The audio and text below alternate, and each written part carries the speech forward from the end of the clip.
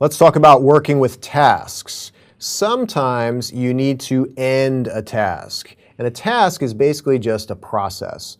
Now normally you could end those processes within the Task Manager in the Processes tab, and we see our list of processes here.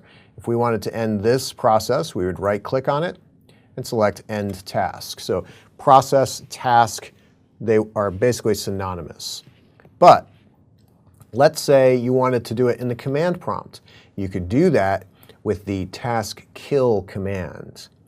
And you might say, well, if I could do it in the Task Manager, why do it in the command prompt? Well, two reasons. One, the command prompt gives you a lot more options and functionality as far as the syntax goes. More options on how you can view and end tasks. But secondly, the Task Manager itself might have failed you. If that freezes up, then you won't be able to end any other tasks. And you'll probably want to end this one as well if it freezes up. And it is possible. The Task Manager has ActiveX controls within the Performance tab. It gathers all kinds of other information within the operating system, so it could freeze up on you.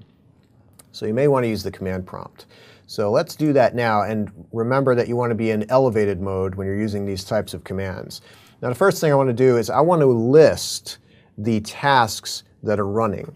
We can do that with the task list command. All one word, press enter, and it gives that list of processes, also known as image names. Each one of these is associated with a process ID, and that changes every time you open an application. It's assigned a new process ID every time you open that app. Now this information is a bit helter-skelter, so we can sort this, and we'll do that with the task list space pipe sort command, and that'll sort it alphabetically. And the pipe sign, by the way, shares the / key on your keyboard. So task list space pipe space sort. We'll press enter, and that'll show those alphabetically.